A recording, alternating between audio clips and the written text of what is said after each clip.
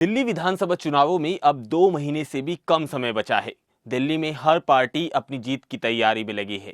आम आदमी पार्टी और कांग्रेस ने तो लिस्ट भी जारी कर दी है। जहां आम आदमी पार्टी ने 70 विधानसभाओं पर अपने मैदान में उम्मीदवार उतार दिए हैं, तो वहीं कांग्रेस भी कील ठोकने के लिए अपने 21 उम्मीदवारों को मैदान में उतार चुकी है। नमस्कार, आप देख रहे हैं द न्यूज़ 15 और मैं हूं आपके साथ केशव पांचाल। बात करते हैं बीजेपी की, तो बीजेपी जीत के लिए जिस तरह से पूरे समीकरण बिठा रही है वो देखने लायक है। बेशक उसने अभी तक अपना एक भी कैंडिडेट मैदान में नहीं उतारा हो, मगर उसकी जो तैयारियां हैं और जो उसके उम्मीदवारों की भूमिका है, उसके अंदर खाने चलने की बात लगातार हो रही है। सबसे बड़ा नाम जो इस पूरे समीकरण में निकल कर आ रहा है और जो सबसे अहम है वो है स्मृति ईरानी का। स्मृति ईरानी महिलाओं में सबसे ज्यादा वरिष्ठ बीजेपी की नेता कही जाती हैं। इसके साथ ही जो प्रवेश वर्मा की बात की जाए तो प्रवेश वर्मा पूर्व सांसद दिल्ली से रह चुके हैं, और इसके साथ ही रमेश बिधूड़ी, ये पूर्व सांसद वो हैं जिनका नाम संभावित उम्मीदवारों के रूप में देखा जा रहा है और लगातार चर्चाओं में बना हुआ है। और ऐसा भी माना जा रहा है कि इन 3 नामों में से एक बड़ा नाम दिल्ली के मुख्यमंत्री उम्मीदवार का भी हो सकता है। खैर, स्मृति ईरानी पर आते हैं और बात करते हैं अमेठी की। तो अमेठी के लोकसभा चुनावों में स्मृति ईरानी को एक बड़ी हार मिली थी, मगर पिछले हफ्ते की बात की जाए तो उन्होंने वरिष्ठ नेताओं से मुलाकात की थी, जिसमें वीके मल्होत्रा और विजय गोयल शामिल थे। इस मुलाकात के बाद कई कयास लगने शुरू हो गए। इस मुलाकात के बाद स्मृति ईरानी का दिल्ली विधानसभा चुनाव लड़ने की अटकलें जो हैं वो बड़ी तेज हैं। सोशल मीडिया पर कई लोग तो स्मृति ईरानी को दिल्ली बीजेपी का सीएम चेहरा भी बता रहे हैं और लगातार सीएम चेहरे के लिए उनका जिक्र हो रहा है। असल में स्मृति ईरानी भाजपा की एक बड़ी नेता हैं, जिन्हें महिला नेताओं में बड़ा नाम और बड़े रुतबे वाला कहा जा सकता है। ईरानी मोदी कार्यकाल की बात करें, 2014 की बात कर लीजिए, 2019 की बात कर लीजिए, तो इन दोनों कार्यकालों में वो केंद्रीय मंत्री के पद पर विराजमान थी। ऐसे में अगर स्मृति ईरानी दिल्ली विधानसभा चुनाव लड़ती हैं और बीजेपी की सरकार बनती है, तो ये तो तय है कि मंत्री बनकर वो संतोष नहीं कर पाएंगी।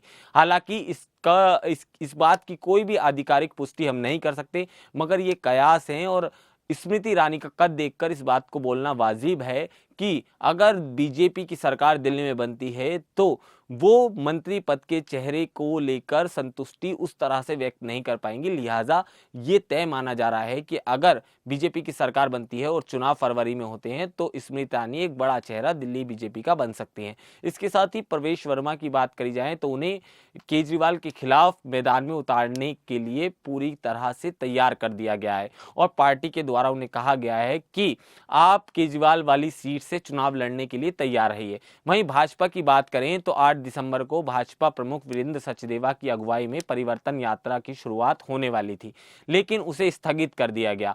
पार्टी का एक प्रमुख चेहरा साथ उतारने और उसको साथ लेकर चलने पर लगातार विचार विमर्श किया जा रहा है और मतदाताओं के मन में भ्रम पैदा करना चाहती है बीजेपी की आखिरकार जो केजरीवाल की आम आदमी पार्टी है वो किस तरह से लोगों के साथ जो वादे किए थे उन पर खरा नहीं उतर रही। वहीं ये देखने लायक है कि भाजपा जो हाल ही में लोकसभा चुनावों में सांसदों के टिकट काट गई थी, उन सांसदों को वो मैदान में उतारेगी या नहीं। वहीं दिल्ली में 2024 की बात करी जाए, जो लोकसभा चुनाव हुए और उसके बाद अब दिल्ली में आम आदमी पार्टी कितनी मजबूत नजर आती है। 2025 की हम बात करते हैं तो खुद को चुनावी मैदान में पहले ही स्थापित करते हुए उन्होंने मौजूदा 21 विधायकों को बाहर का रास्ता दिखाया है। इसके साथ ही 3 सीटों पर नए चेहरे भी खोज कर लाई है और 70 सीटों के लिए उम्मीदवारों की घोषणा उसने कर दी है। कुछ विधायकों की जगह उनके परिवार के सदस्यों को उन्होंने इस लिस्ट में शामिल किया है, जबकि जो 1 दर्जन करीब जो उसके उम्मीदवार हैं वो दल बदलू हैं, जो दूसरे दलों से हाल ही में आम आदमी पार्टी में दामन थामते हुए नजर आए हैं।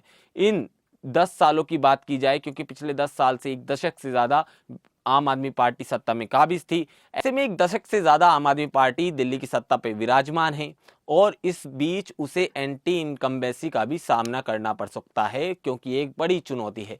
इस वजह से 21 विधायकों के टिकट भी काटे गए हैं। आतिशी की नेतृत्व वाली सरकार के सभी मंत्री मौजूदा सीटों से चुनाव लड़ते दिखाई दे रहे हैं और आपकी राजनीतिक मामलों की समिति की बैठक में केजरीवाल ने स्पष्ट कर दिया था कि वो पूर्व मुख्यमंत्री मनीष सिसोदिया की तरह सीट नहीं बदलेंगे और वो उस सीट से चुनाव लड़ते नजर आ रहे हैं। खैर, अरविंद केजरीवाल की बात करें तो अरविंद केजरीवाल का मुकाबला कांग्रेस के संदीप दीक्षित से होगा, जो पूर्व सांसद रह चुके हैं और दिल्ली की पूर्व मुख्यमंत्री शीला दीक्षित के बेटे हैं। और अरविंद केजरीवाल ने शीला दीक्षित को ही चुनाव हराया था। ऐसे में दिल्ली न्याय यात्रा में मिली प्रतिक्रिया के आधार पर 21 सीटों पर उम्मीदवारों की घोषणा तो हो गई है, पर जो पार्टी जिन्हें मजबूत मानती है उन कैंडिडेट को मैदान में उतार रही है। मगर जो सबसे ज्यादा आकर्षण का केंद्र बना हुआ है वो चेहरा है संदीप दीक्षित का, जिन्हें नई दिल्ली से मैदान में उतारा गया है। जबकि बात करें दिल्ली के प्रमुख कांग्रेस प्रमुख जो हैं देवेंद्र यादव और वरिष्ठ नेताओं की जो सूची में शामिल हैं, पार्टी को उम्मीद है कि चुनाव आयोग अगले सप्ताह चुनावों की घोषणा कर सकता है। ऐसे में दिल्ली चुनाव बड़े ही दिलचस्प मोड़ में है। आम आदमी पार्टी अगर मौजूदा स्थिति की बात करें तो मजबूत नजर आती है, मगर जिस तरह से भारतीय जनता पार्टी जमीन पर मेहनत कर रही है और कई तरह की मुहिम चला रही है, क्योंकि हम आए दिन देख रहे हैं दिल्ली में जो बीजेपी के शीर्ष नेता से लेकर एक कार्यकर्ता तक झुग्गी झोपड़ी में रातें बिता रहे हैं, सुबह का नाश्ता कर रहे हैं। तो ऐसे में जो केजरीवाल का कोर वोट बैंक है, बीजेपी उसमें सेंध लगाने की पुरजोर कोशिश कर रही है। और इसके साथ ही कांग्रेस चाहती है जो एक सूखा वो दशकों से झेलती हुई आ रही है उस सूखे को खत्म करे, तो उसकी कोशिश है कि वो कुछ सीटें लाए और अपना खाता खोले। इसके साथ ही बीजेपी की कोशिश है कि वो अब तक जो इकाई में उसकी सीटें आई हैं उसे दोहरा करे और एक मजबूत स्थिति में सरकार बनाए।